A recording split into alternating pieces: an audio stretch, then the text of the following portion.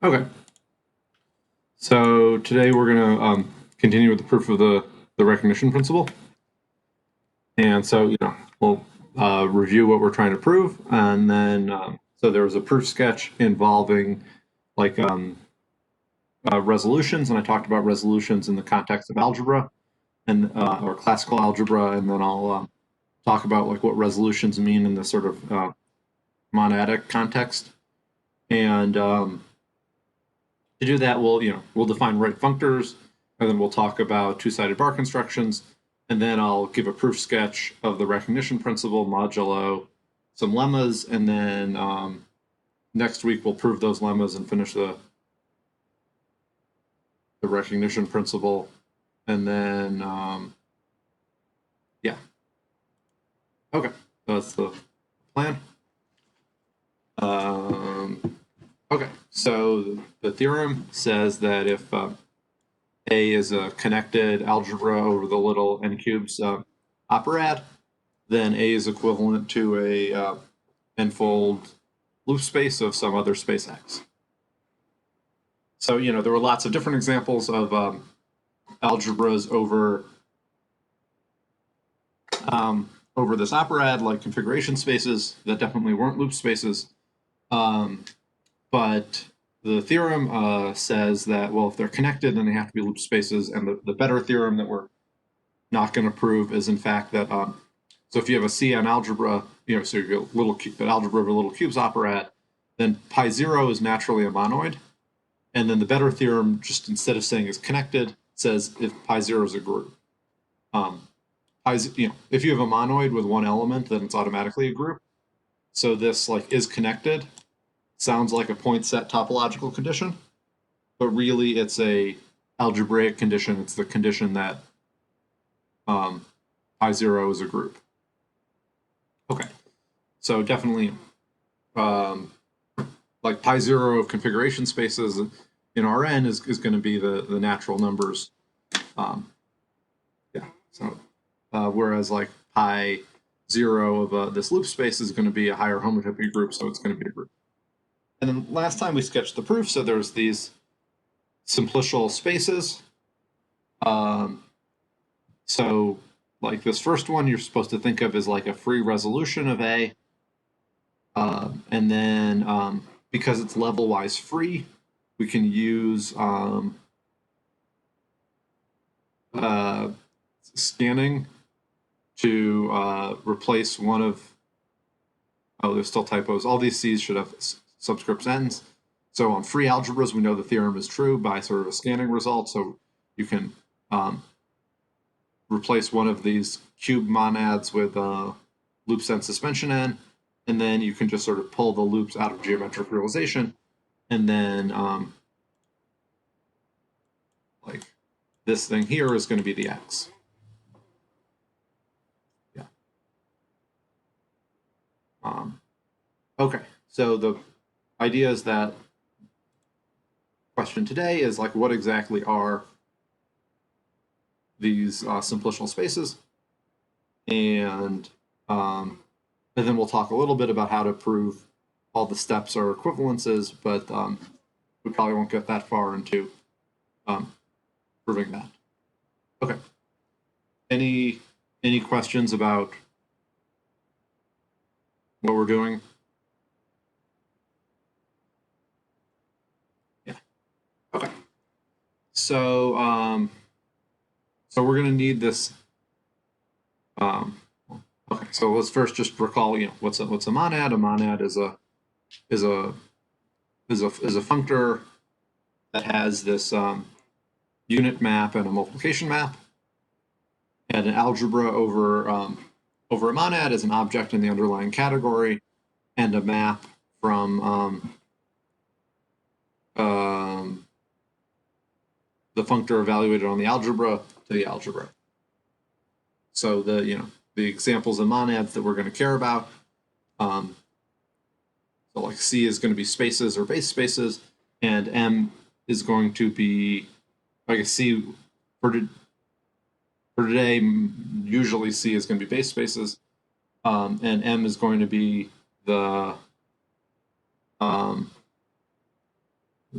yeah, M is either going to be this like little cubes functor or loops and suspension end. Loops and suspension end. Okay. Yeah, and we're going to need a another sort of algebraic gadget called a right functor. So a right functor is a so if we have M as a monad in C, so M is a functor from C to C, a right functor is another functor from C to C. And natural transformations from R composed with M to R. So what you should think of it is it's like similar to, like you're thinking of M as a group and like R as a space, and then we have some sort of right action of the group on the space. Maybe a rough analogy. Yeah, so that satisfies unit and associativity conditions. So if you apply the identity natural transformation to get a factor of M, and then you apply this natural transformation defining the right functor, then then that composition is the identity. And similarly, if you start out with R and then M squared, there are two things you can do. You can sort of compose one of the M's into the R, or you can compose the two M's because M's a monad. And then once you're at Rm, there's only one way to get to R, and the statement is, the diagram commutes, so this composition equals that composition. Maybe this is kind of abstract, so let's try to think about examples. So let's let R be a ring and M be a right R module. If it turns out it's a left R module, then correct me, I only know like right and left in like when I'm playing basketball or something. Otherwise I can't remember. Okay, so then we'll let M be the functor like free R module on a set, and we'll let M be we'll let M be R of blank, and we'll let R be M of blank. And there's this unfortunate clash because rings are like monoid objects, so rings give you monads, so that's why I'm calling this one M. And modules give you functors. Okay, so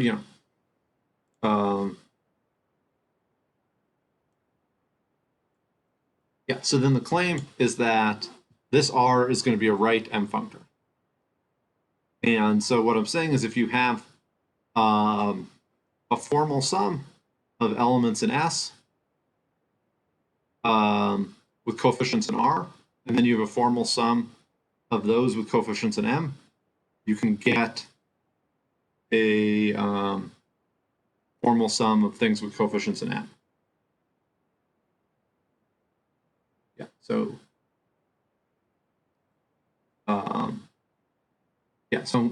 so this is so what am I saying? I'm just saying, well, so we I guess we have this A is going to be this natural A is going to be a natural transformation from R composed with M. Oh, this is terrible because I can't draw bold. R.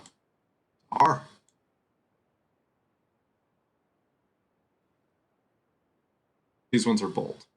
So what am I saying? So then you apply it to an object. So then on objects, A is just a map like this. And then what am I saying? So I'm saying if you have like if S is the set and you have elements in the set, you have a sum of those with labels and elements in a ring, and then you have some of those with labels and elements of the module, and it's, then you can just let the ring act on the module and get a sum of elements in the set with labels in the module. Any questions?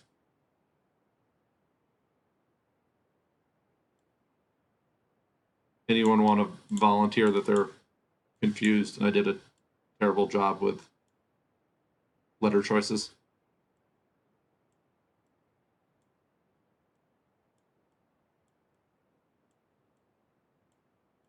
Okay, so the fact that the free R module is a monad means you have maps like this, right? And then what I'm claiming is that, hey, we aren't actually just, to define this map, we're using extra structure, or we have extra structure that we're not using. We're just using that R is a right R module. So you can replace these R's with M's.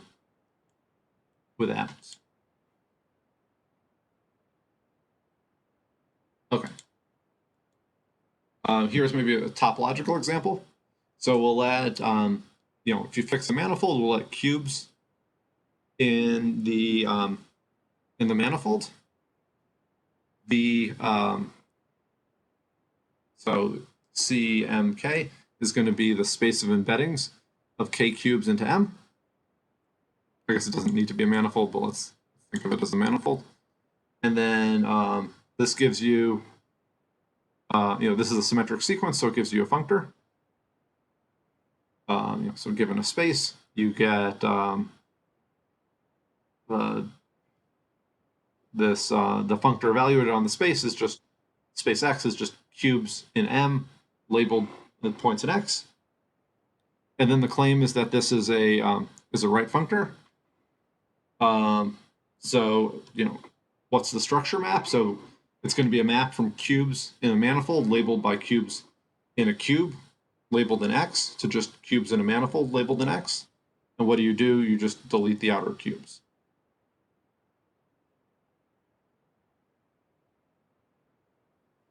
Any questions?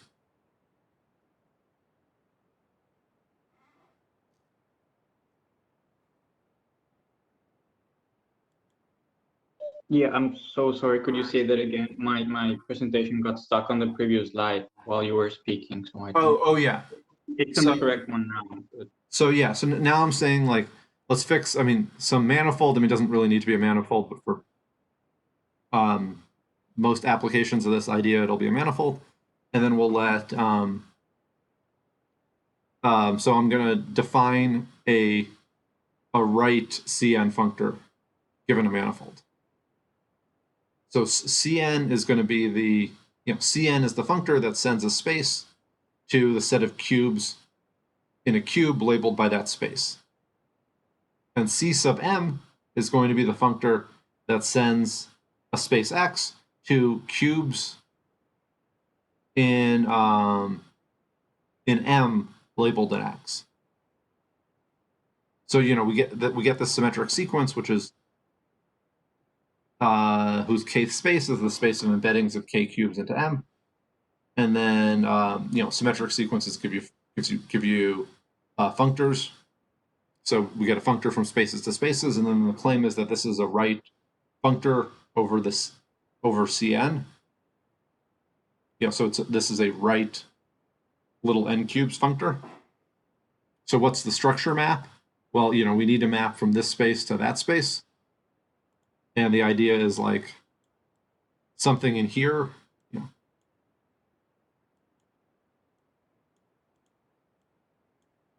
something in this space is cubes in M labeled by cubes in cubes labeled by X.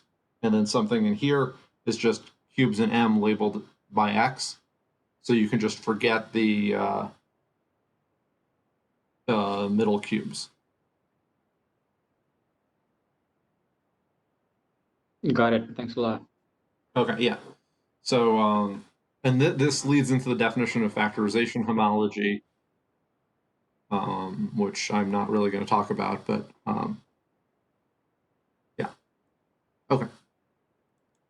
Oh yeah, so here, so the next example of a functor will need to recall the construction of the scanning map. Yeah, so yeah, so there's a scanning map that goes from cubes. So this is cubes in X. Sorry, cubes in a cube labeled by X. And this twiddle means we impose this base point relation that if a cube is labeled by the base point in X, it vanishes. So the scanning map from this to the space loops and suspension on X. And what you do, so this is adjoint to a map, or so scanning map applied to a cube is a function. So so you have a cube, and then you have a point in the interval, and then you need to say what the scanning map applied to the cubes applied to the point is, and we need to end up in suspension NX. So it's easier to picture. So the red point is going to go to the base point, and then the blue point will go to y. So y is some point in X. Smash whatever point in the cube the green point corresponds to under the embedding that sends a cube to that. Okay, but the upshot is we have this map here, and so this is going to make suspension n into a right CN module. So we get a map like this, and recall that that there's like an adjoint map that goes from suspension n loops n y to y. So if you combine these two, for any space y, then you plug in y is cubes labeled by X, you get a map like this. So, you sort of do the scanning map on the things parenthesized in red. So I guess this is like, this is just like the n-fold suspension of the scanning map, and then the second map is just the adjoint map. Concretely, if you think about it, the way we actually constructed a scanning map, this is a little bit circular because if you think about it, like the way I wrote down the formula for the scanning map really was just a map like this. But yeah, okay. So there's a map from suspension n cubes nx to suspension nx, which is basically the adjoint of the scanning map. And then the claim is just if you check, all the diagrams are going to commute. So this map here is going to make suspension n into a right CN module. Oh, right CN functor.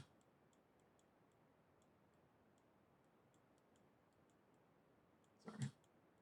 If I say right module, I probably mean right functor.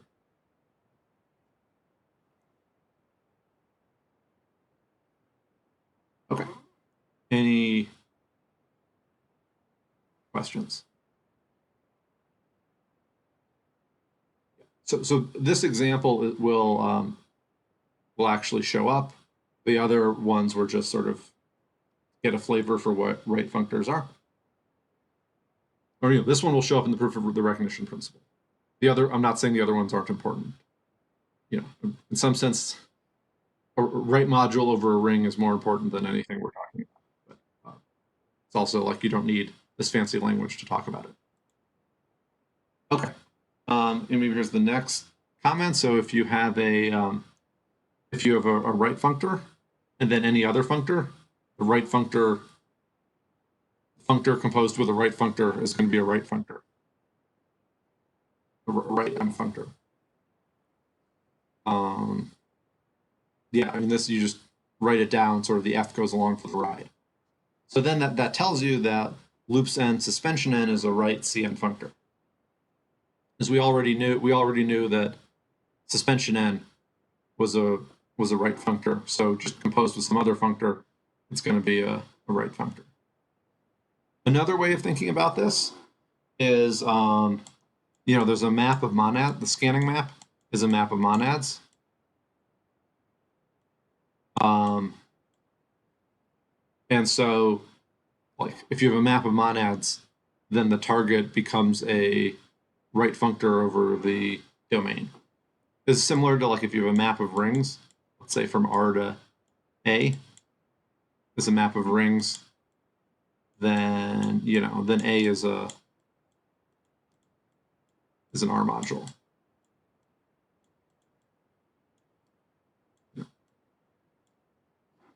Yeah, and in particular, if you have a map of rings, then any A module inherits an R module structure, and A is an A module. Oh yeah, I guess it's kind of trivial. I didn't write it down, but like M is a right M functor. Like rings are modules over themselves is how you should think. Okay, so here are a bunch of examples of this abstract definition. Oh yeah, so I'm just saying, like, because the scanning map is a map of monads, that makes this into a right CN functor. Okay, so now I'm going to tell you what the what this monadic two-sided bar construction thing is.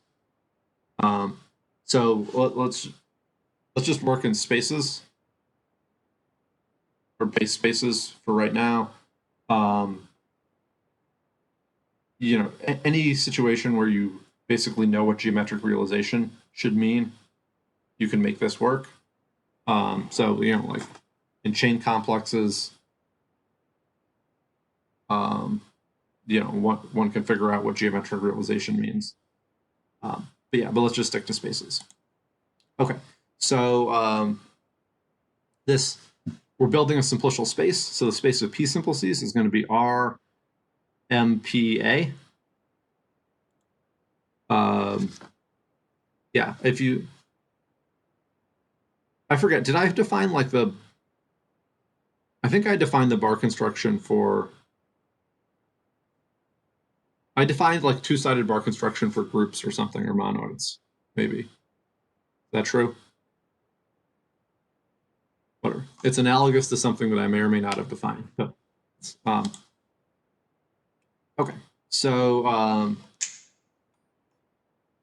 what? So like concretely, B0 is just RA.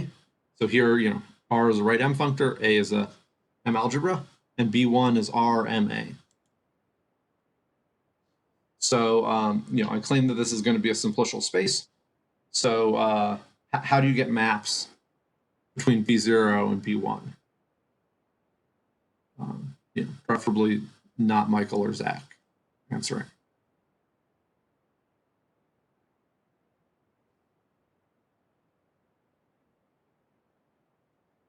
So I guess we want one map that goes this way and two maps that go this way.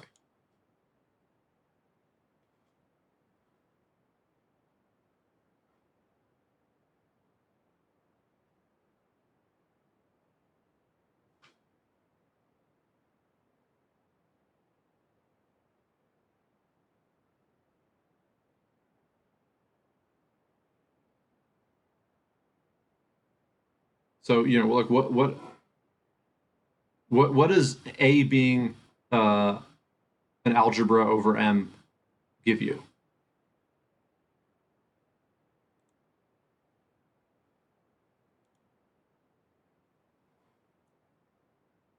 Like what? I think it's a map MA to A. Yeah, so we get a map MA to A. So then you can just apply R to that. So that this gives RMA to RA, right? Yeah, and the other one should be given by the fact that it is a right M functor. Yeah, so that gives another one. RMA to RA. Yeah, so like, yeah, so like here, you know, in this top thing, we're just like here, you know, we're just using that R is any functor. Functoriality will give the second one. Here we're using, okay, we have this natural transformation, so on any object A, we're going to get a map like that. So that's the two blue maps, and then the unit gives the degeneracy. The unit of the monad gives the degeneracy. So, you know, the unit, you know, I don't know, degeneracies confuse me, but so, you know, I don't know. Yeah, so there's a natural transformation identity to M, and that, you know, that gives R M, oh, RA to RMA, because, you know, it lets you just put an M wherever you want. Yeah, any questions? So, yeah, so the right module structure gives you one map, which I'm calling D0. The algebra structure map gives you another map, D1. And the unit of the operad gives you a map going the other way called S0. And then just, you know, in general, so the P simplices are R and then M to the PA. R and P simplices are yeah, the P simplices are this, and then D0 is a map that's going to go to the P-1 simplices. So it'll go there. And what do you do? Well, okay, so D0 just uses the right module structure. The algebra structure map gives you another map, DP, but we're supposed to have P+1 total maps, so I'm missing a bunch of them. And then the monad gives you maps M to M. So that gives you a bunch of different maps. Maybe I'll just write this out sort of concretely. So it's like we have R, M, I don't know how many M's, we'll go with 3 M's. A, and we want maps that go to R, M, M, A, and they're, I don't know how many they're going to be. Okay, so there's one map that merges these two things. There's another map that merges those two things, another map that merges those two things, another map that merges those two things. So we get 4 maps. Yeah, so the right module structure and the algebra structure always give you one map, and then the monad multiplication gives you, I don't know, P-1 maps maybe. Yeah, and then the units, the unit of the monad gives you a bunch of maps going up.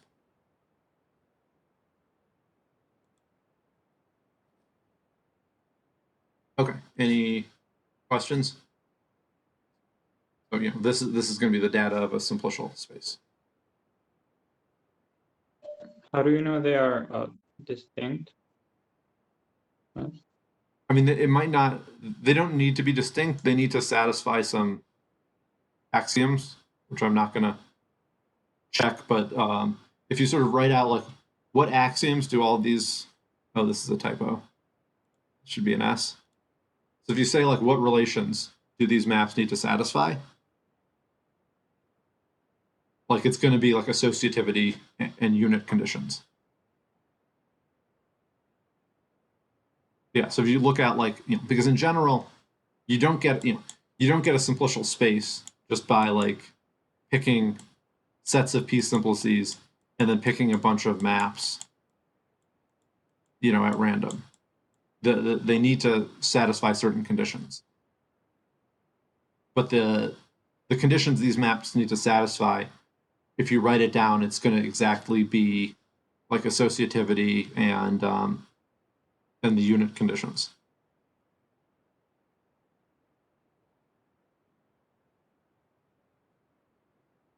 But I mean, I think you could just say like M.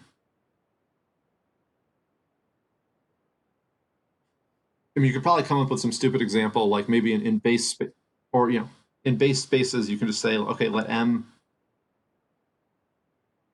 be a functor, or pick your favorite point and let m be a functor that sends all spaces to that point. And same for r, and then let a be a point. And then all of these spaces are going to be points. And then, all of the maps are going to be the same because there's a unique map from a point to a point. But it'll still satisfy, the conditions to being a simplicial object means some diagrams commute. And the diagrams will commute because everything's a point. Yep, yeah, sure. I see that you chose S because those are the degeneracy maps of a simplicial set, right? Yeah. So we're just embedding it. Yeah. So the ones that go up are going to be the degeneracies, and then the ones that go down are going to be the face maps. Yeah. So the unit gives you degeneracies, and then sort of the things that are multiplication give you face maps, or things that are compositions or multiplication, however you want to think about them. Okay, so let's review what a simplicial space is. So it's a contravariant functor from the category of finite non-empty ordered sets. I forgot ordered.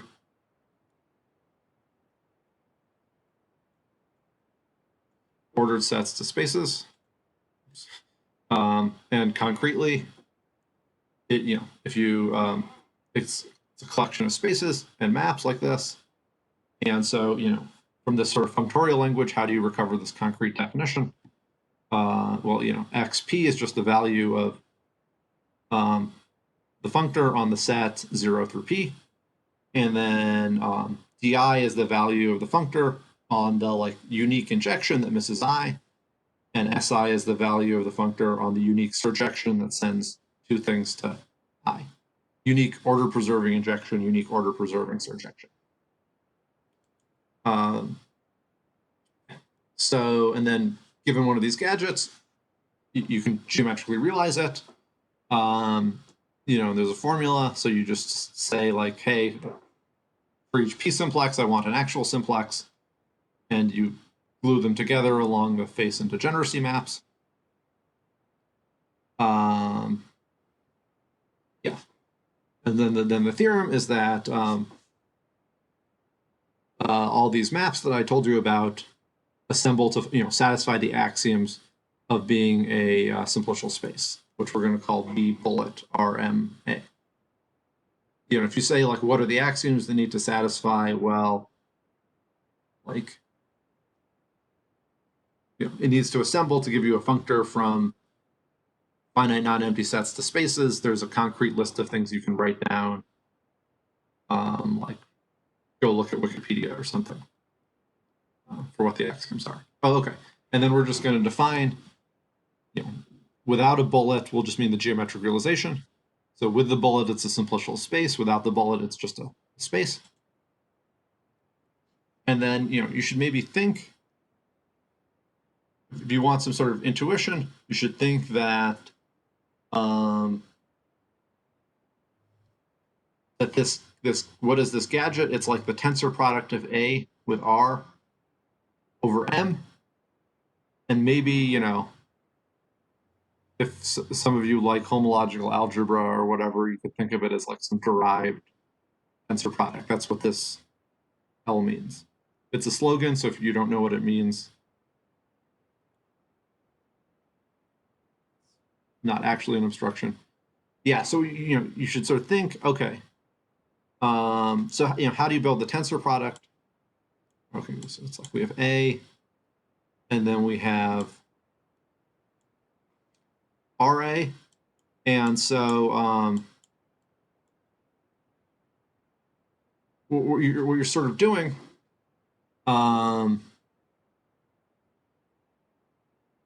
is so this is the 0 simplices. The 1 simplices is RMA.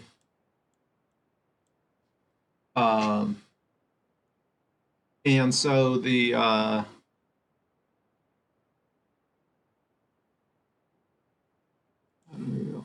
Okay, let's say we're thinking of this as tensor. Okay, so we have like R tensor M. Let's say M is a ring, R and A are M modules. Sorry for the letters. So you can like take the tensor product over Z, but if you want to know what's the tensor product over M, then you just take of R and A. You take the tensor product over Z, and then you take the co-kernel of the difference between these two maps.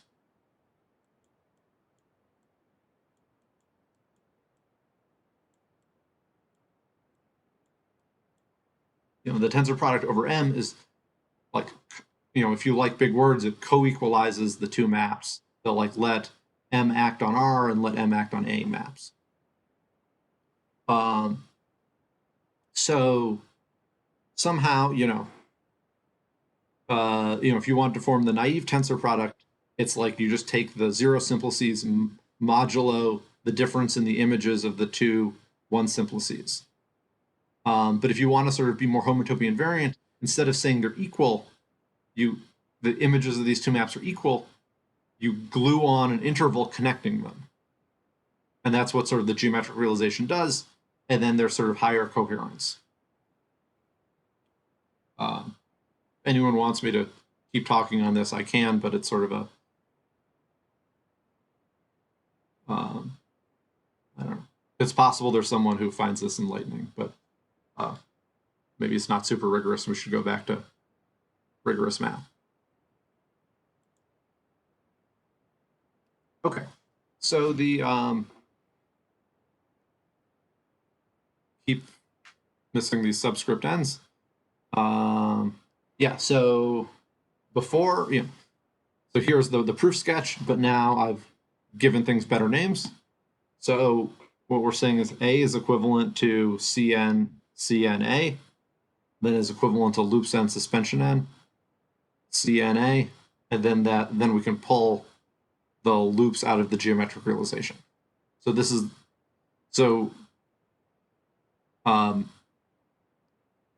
yeah, so at this stage, I have not claimed that I've given any justification for why we have these homotopy equivalences, but I have claimed that I've given a definition for all of the objects that appear. Are there any questions like what these three things, are?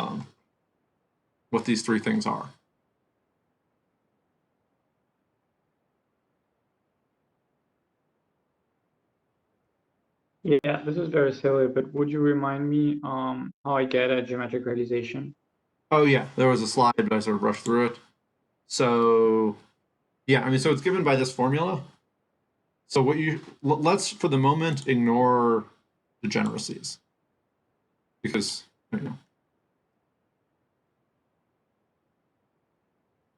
degeneracies tend to actually just be like technical, or or the let's ignore the degeneracies and then we'll add those in later. Like if you sometimes they're very important, but first approximation you can just ignore them. So okay, so let's say we have a set of zero simplices. Like maybe that's 2 points, and then we have a set of one simplices, which is going to be like 3 points. So what this formula is saying, and let's say,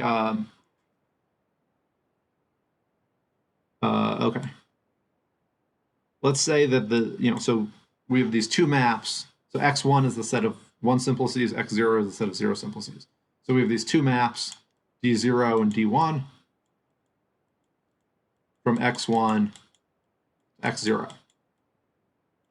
So let's say this point, both of the maps send it to that point. Let's say here, this one connects there, and this one connects there. And, this one connects there, and that one connects there. What do? What's the geometric realization? Well, it's exactly this picture. So we have these 2 points. And then what it says is, well, okay, we have 3 one simplices. So one of the one simplices is glued entirely onto that point. Oops. So we get a loop like this, and then the other 2 are attached to both points. So then we get 2 one simplices connecting them. And how do you recover it from this formula? Well, this formula, okay, so we have these 3 one simplices, and we have the 2 zero simplices. Oops. I don't know why that's happening. Okay. We have these three one simplices and 2 zero simplices. What is it saying? It's saying, okay, first just cross your zero simplices with the actual zero simplex. That doesn't do anything. Cross your one simplices with the one simplex.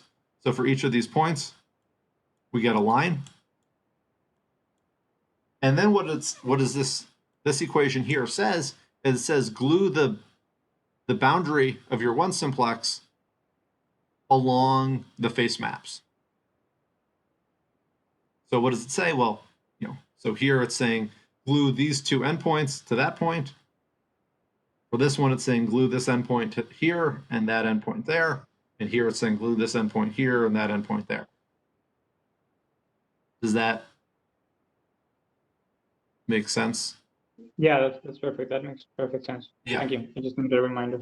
Yeah. And then and then sort of the weird thing is, hey, like it's and degeneracies, whatever. I don't like degeneracies. The weird thing maybe is, it makes sense, if this is a simplicial set. So you have a set of simplices, but actually you can make, if the set of simplices comes with a topology, you can just write down the exact same formula and it'll output a space, but it'll actually use the topology on the space of simplices. Yeah, and then you're like, well, how do I picture that? Maybe it's weirder, but it's like, let's say we had a interval, let's say, the set of zero simplices is this, or, okay, the set of zero simplices would be 3 points, but maybe the set of one simplices is a circle. And now, what do? You glue on lines, but now this point is attached somewhere on the circle. This point is attached somewhere on the circle. This point is attached somewhere on the circle. So, the geometric realization would be just like wherever these things are attached.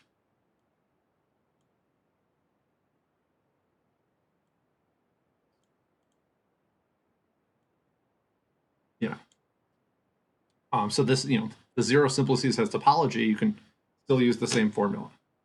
Or maybe the one simplices have topology, so then you get like a family, a continuous family of one simplices.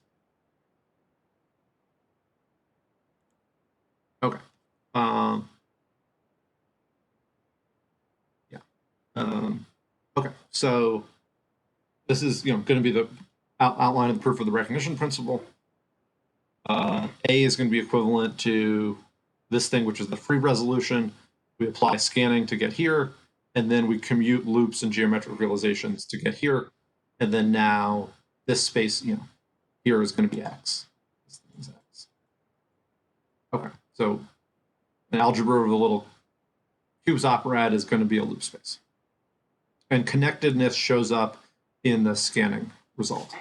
Everything else works. It doesn't use connectedness. Okay, so so we have these 3, 1, 2, 3. We have these 3 equivalences, and so let's talk about the first one. I guess I'll talk about all 3 a little bit. So the proposition is that if you have a monad, doesn't need to be little cubes. If you have any monad, BMMA is going to be A. And why should you believe that? Well, my slogan is it's like a tensor product. Well, that cancels. Like, M tensor over M with something is just something. Yeah, I mean, we'll spend 45 minutes or an hour, talking about how you'd actually prove this, but that's sort of the slogan. Okay. Yeah, so the corollary is that, you just plug in M as this reduced monad coming from little cubes. Okay, so that's this proposition immediately gives us the first of the three. We'll prove this one next time. The second proposition says if you have a map of simplicial spaces such that at each level it's a homotopy equivalence, and then if you have some point set topological conditions that I'll tell you about later, then the map induces a homotopy equivalence on geometric realizations. Yeah, so in the case of simplicial sets, this is stupid.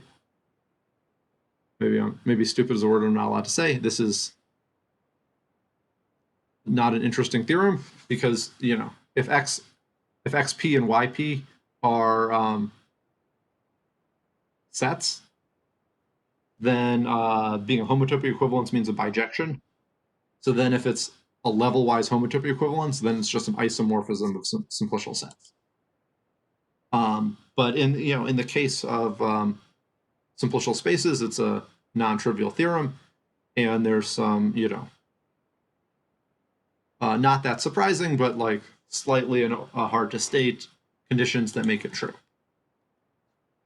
Yeah, and we'll talk about this, I don't know, next time or a week from now. And then the corollary is going to be that we can replace this cubes n with suspension with loops n suspension nx. And what's the proof? Well, at the scanning map will give us a map of simplicial spaces, and at the pth level, it'll be a map like this, and you can just put parentheses around whatever's in here. And then we prove that the scanning map is going to be a homotopy equivalence as long as whatever you plug in is connected. And if A is connected and you use the reduced monad, and you apply the reduced monad, it'll stay connected because you can just sort of move all of the labels to the base point. Yeah. So scanning plus this proposition about level-wise equivalences giving you equivalences on geometric realization gives you gives us the second equivalence. So the really deep part, I guess, of this is the scanning map is an equivalence, but the sort of the new part is this general result about simplicial spaces. Any questions?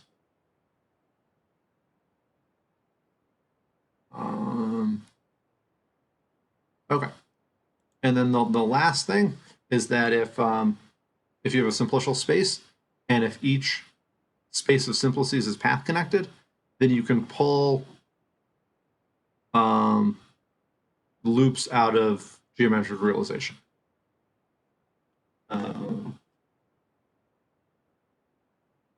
Yeah. Okay, so this is actually, in some people's opinions, so like the hardest part of geometry of iterated loop spaces is the book that proves the recognition principle. I came up with what I think is my own simpler proof of this, so I'll present that in a week. But warning, like because I came up with it, it could be wrong. Yeah, it's not doesn't prove anything new. It just should be an easier proof. So okay, yeah. So it's probably not actually wrong. It's more likely to be circular than wrong. Yeah. So then the corollary is we can pull this loops out of a geometric realization. Oh yeah. So yeah, so it's like we have this like loops, dot, dot. Well, the p simplices are going to be we have n loops, and then we have Cn, we have suspension n, CNA.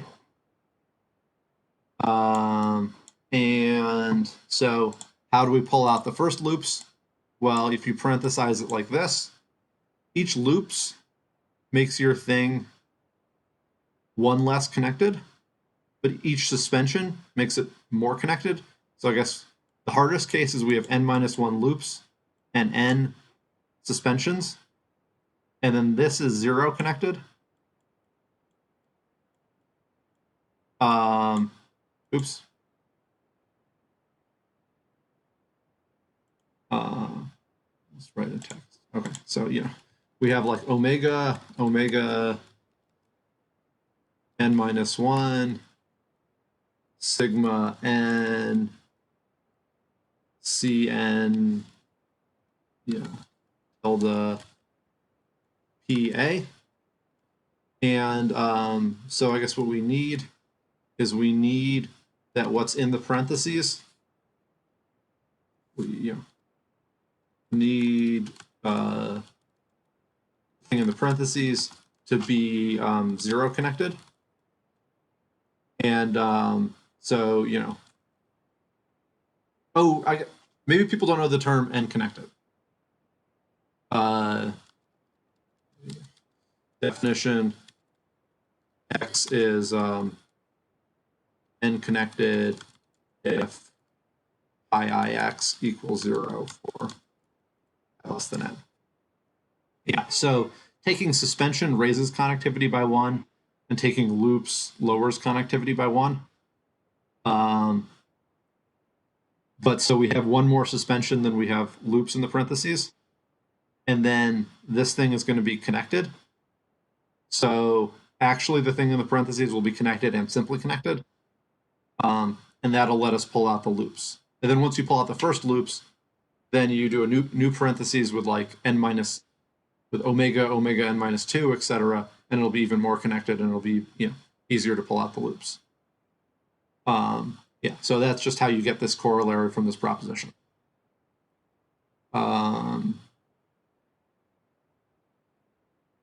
Yeah. So yeah. As I was sort of saying, like the assumption that A is connected isn't really needed.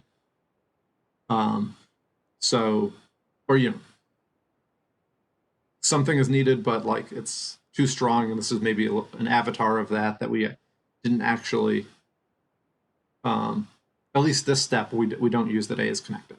That gives us one more connectivity than we would need. But okay, so here's a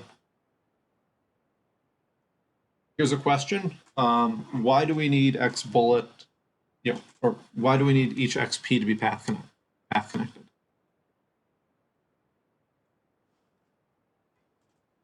So basically, why isn't this theorem? What's an example where this theorem fails if you drop the assumption that all the XPs are connected?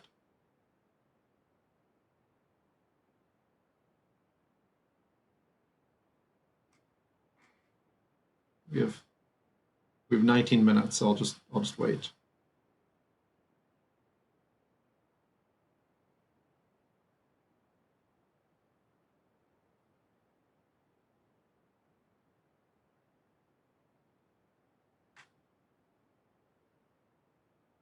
Or maybe here's a sub question. What happens? Let's say that X is a simplicial set instead of a simplicial space, so that all of the components are discrete. Okay. Assume each XP is discrete. Yeah. What is omega XP?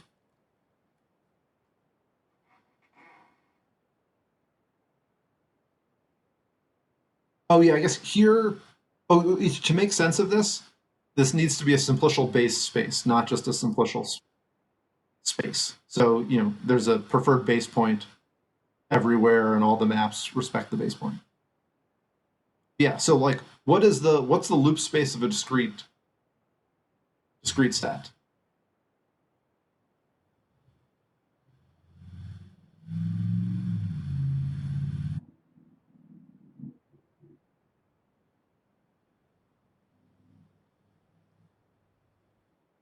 Michael says a point. Yeah. Yeah. So, the base loop space only sees the path component of the base point. And if the space is discrete, then the path component of the base point is just a point. So then omega xp is just a point. So then, this is the realization of some simplicial space whose p simplices in each degree is just a point. So this whole thing will just realize to a point, right? On the other hand, omega. Well, I guess I should.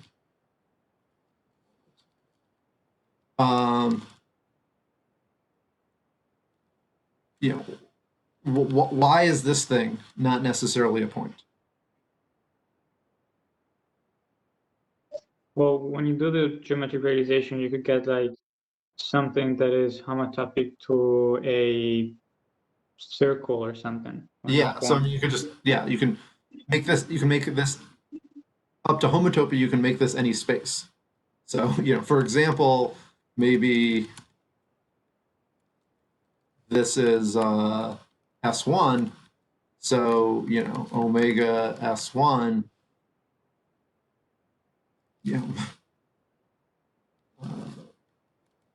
Well, this is Z. So in one case you get a point, in another case you get something that has infinitely many connected components, path components. So so if you plug in a simplicial set, you you plug in a simplicial set, one of them is always going to be contractible. In fact, it'll always just be a point. But the other one is just a loop space of anything. A loop space of anything might not be contractible. Probably won't be contractible. So so I mean, this theorem is still true for simplicial sets, but like level-wise path-connected simplicial set is just a point in all degrees. So this theorem is only interesting in the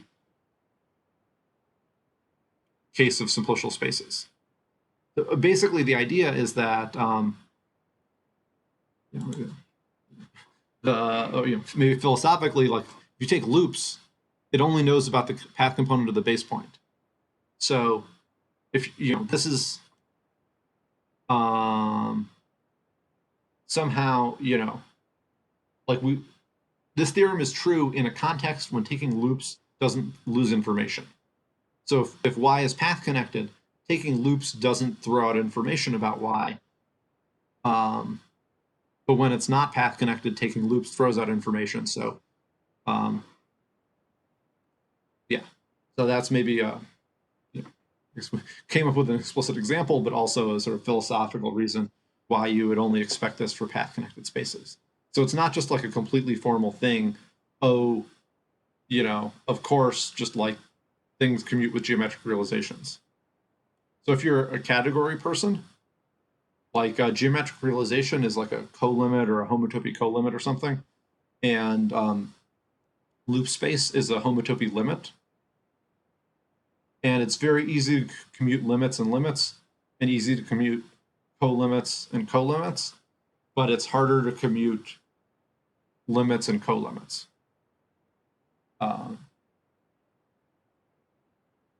I think I feel like there's this guy who came to topology seminar a few times, John Harper, and I think I had a conversation with him, and I said the main theorem in geometry of iterated loop spaces, and then we kept talking, and then I was confused because in his opinion, this was the main theorem of geometry of iterated loop spaces, which I don't consider the main theorem, but I mean it is it's not like a completely formal thing. It's like a okay. That's all I have to say, but I'll stick around if people have questions. I'm going to stop the recording.